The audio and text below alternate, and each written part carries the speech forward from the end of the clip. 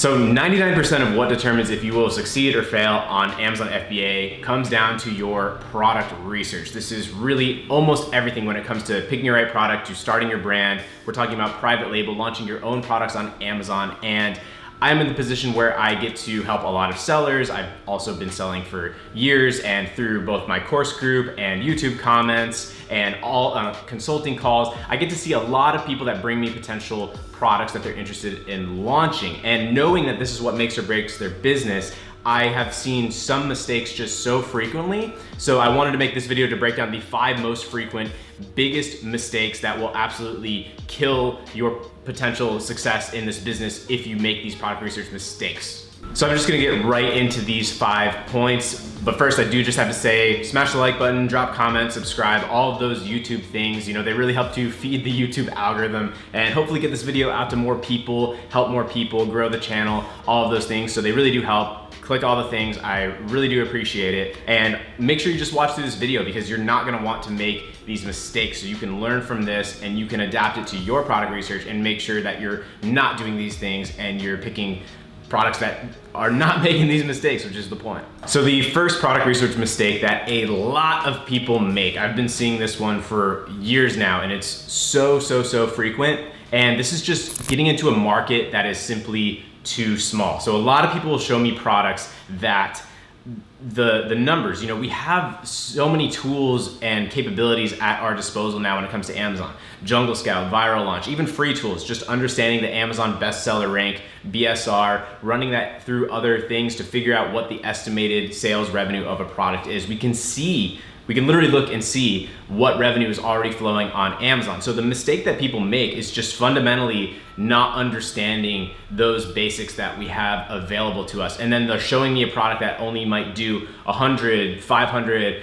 $1,000 per month in revenue, which might sound good to you, but you have to understand that it's not. It's not even close to enough once you factor in product costs, advertising, shipping, all these other things. If you're doing that low, there's gonna be nothing left to go in your pocket at the end of the day. You need to be looking a little bit higher than that, you know, at least 5,000. And even that I would consider really low.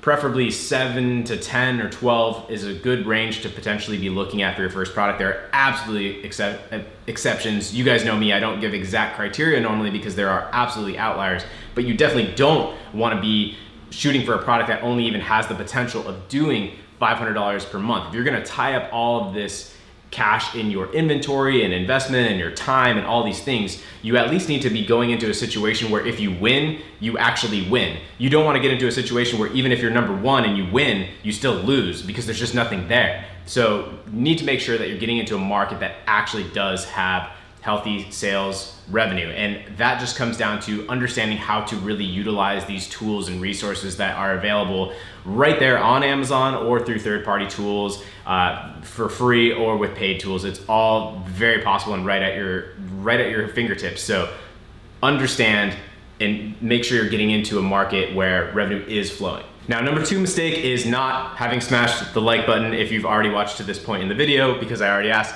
So hopefully you will, and feed the algorithm, much appreciated. But really, number 2 is getting into a market that has unbalanced competition. It might pass number 1, you know, there might be revenue there, but just because there's one listing that has $8,000 in revenue or whatever, doesn't mean that it's good for you. Because what if everything below that is where people are just fighting for scraps? There could be a couple up at the top doing well, but then there could be 25 people all doing the same thing, all doing exactly what your idea is, and maybe they're not doing well. So that would be a case of the market being unbalanced. You want to find something where you can fit yourself somewhere into the mix and still do your level of revenue that you are shooting for that would be a success for you. You don't want to put everything into just hopefully becoming number 1. That is a more risky bet to take, especially if there's already a lot of people doing what you want to do and not succeeding. It's much better to find something that feels balanced, that you can just be happy with the level of competition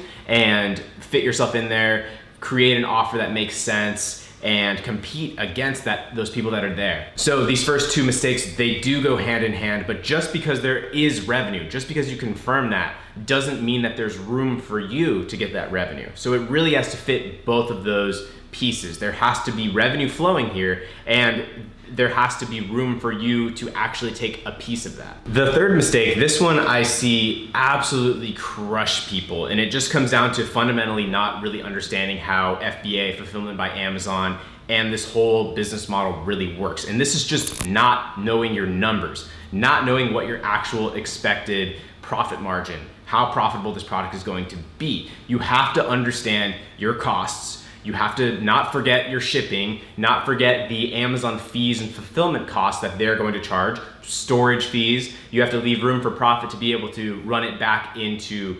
advertising and marketing to actually get those sales. So just because a product looks good and it's selling well and it's $20, if it costs you $10 or $12 to source that product, by the time you're done with fees and everything else, there is nothing left for you. And that's before you've even spent money on marketing to get people to buy your product. So it's real easy to have it flip upside down and be losing money or just breaking even. And that's a lot of work, a lot of money to tie up to just try to break even. Sure, it could be a learning experience, all of that, that's true.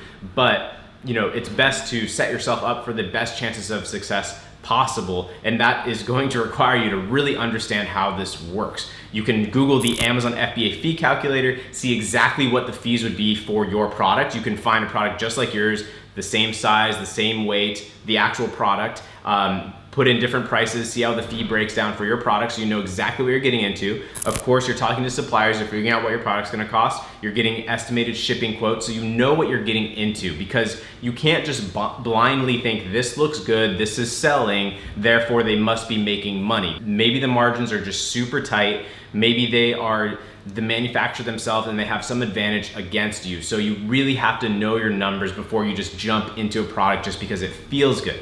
Make sure what you're getting into is actually profitable. The fourth product research mistake that I see a lot of people making, this is one that nobody really seems to talk about. This is something I've only really thought more about as I've just dealt with more and more people and sort of seen so many different opportunities. And this is understanding the unique risk versus reward for every single product opportunity. What I mean by that is every product is going to require investment, right? That's obvious. But let's say you have two equal scenarios. You have to make sure you're factoring in everything. Like, what is your total startup cost for product A versus product B, just because they look about the same? What if product B costs you 2 or 3 times more investment to get into for the same level of opportunity as product A? You need to factor that into your overall equation of figuring out which one is the best. It's just how much investment is this tying up for, let's say, the same level of expected reward. Are you investing $3,000 into a product that you can make $1,000 per month on, or are you investing $10,000 or $20,000 into a product that you're gonna make $1,000 a month on?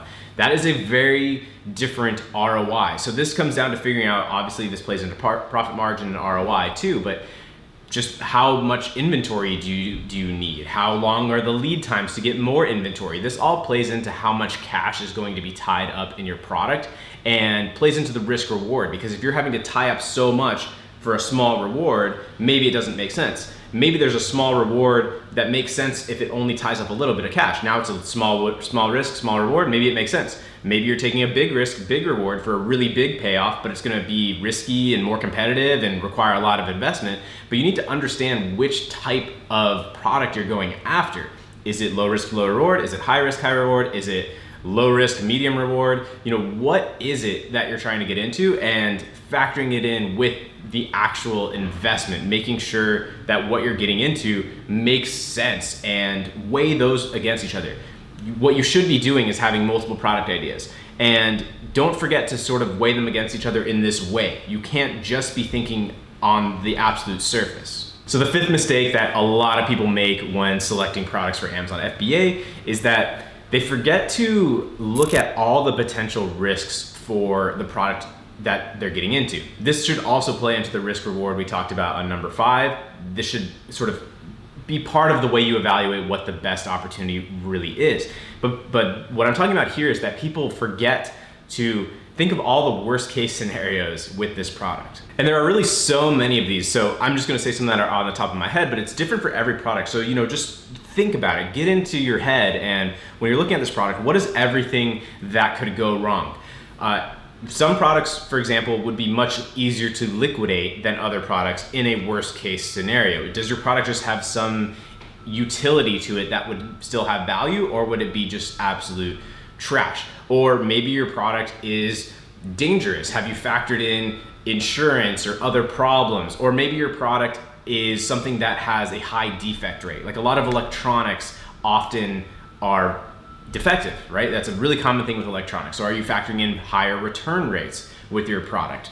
Not all products have equal return rates. Or maybe you're getting into a gated category, a consumable, a skin product, supplements, all of those things, and hopefully you're not already sourcing those and you haven't realized that there's a lot of other hurdles to get into products like that. This is what I'm talking about here, which is understanding all the risks, all the hurdles of the product that you're getting into, and not just blindly being like, well, the numbers make sense, I'm gonna do it. There's a lot of other things that can factor in, and this is very, very, very unique, but there's restricted products. There's products that are straight up not allowed. There's products that have additional regulations and certifications.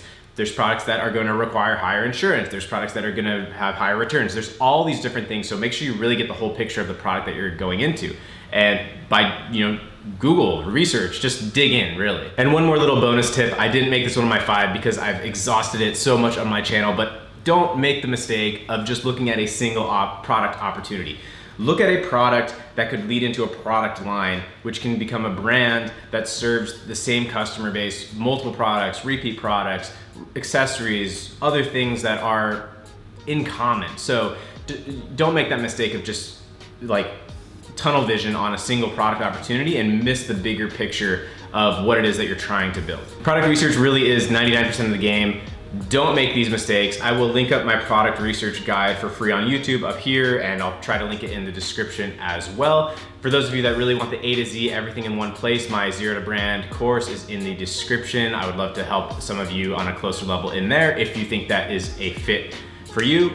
Click all the things. There's also a free Facebook group in the description, and you can also follow me on Instagram at Matt Loberstein. I'm posting on there on stories pretty much every single day. You can follow me there. And yeah, thanks so much for watching. I hope it was helpful. See ya.